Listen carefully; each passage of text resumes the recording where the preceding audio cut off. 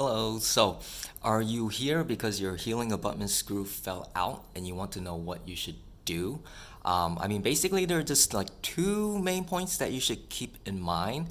Like, ideally, what you want to do is you want to be able to screw the healing abutment back in within 24 hours or within the same day with your dentist because it's just a very easy process. But if you wait longer than 24 hours, the way to put it back becomes a lot more complicated. So if it falls out, what you want to do is to get it back in within 24 hours with your dentist. But I guess like before we kind of explain why that is the case, we should kind of go over what the implant healing abutment cap is. So this is a model of someone's implant. I don't have the crown on here because someone has it in the mouth right now and they're walking around with it. But basically the healing abutment screw is one of these screw-like looking things, right? So I could give you a close-up of what they look like. This is just to make sure that we're talking about the same exact thing. They don't have to look exactly like this, but they should look kind of similar. Most of them will have like threads on one end, and then like a round platform, and then like a little hole on the other side. Okay, and they do come in varying shapes and sizes, as you can see here. Like that one is a lot bigger than this one, right? And then even with some of these purple ones here.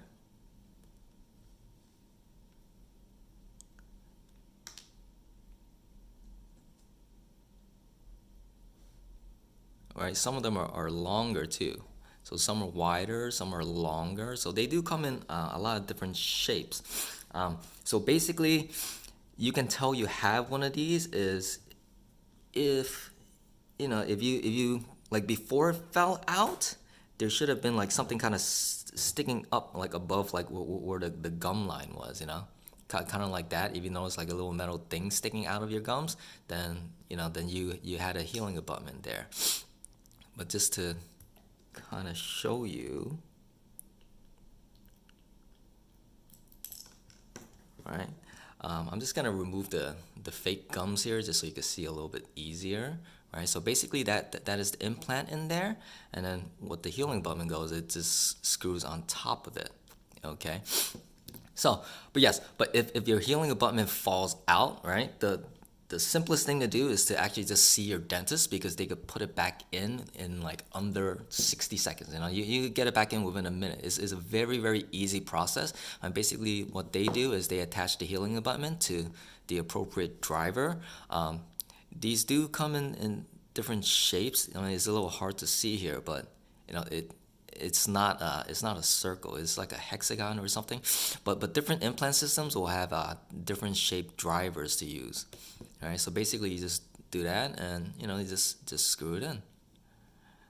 Here you can see it going in deeper, deeper, right, and nice and tight, and that's it. Right. That only took a couple seconds to do. All right, so if you could get to your dentist within 24 hours or in the same day that falls off, it's a very quick and simple, painless process. The problem is if you don't get it back in within 24 hours, it becomes a lot more complex because the gums here, right? So initially,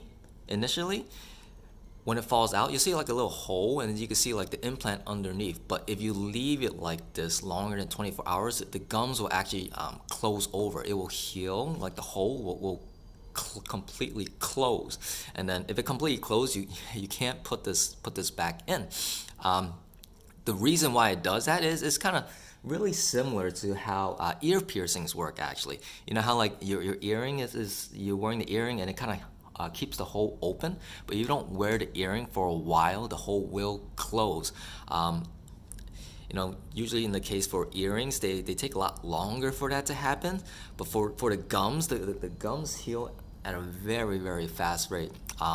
What we've seen within 48 72 hours, the hole is like almost completely gone, so you can't really put it back in, or at least not the easy way. You can still get your dentist could still get this back in, but they do have to do a little bit of gum surgery there. So they do have to numb you up, and then they have to peel the gums back open, and then they could, put this, screw it back in. Once they screw it back in, then, they'll stitch the gums back up, and that would be it. But, ideally we prefer a simpler solution. But, so yeah. And another question that we often get is, could I do this myself at home? And the answer is no, you can't, because you don't have one of these.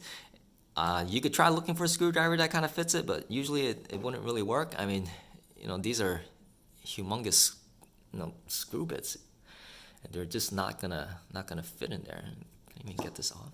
All right. I mean, is this not gonna fit? But what we recommend is just to see your dentist within 24 hours, because it's a quick, painless process taking less than a minute. Hopefully that helps, and thank you, and see you next time.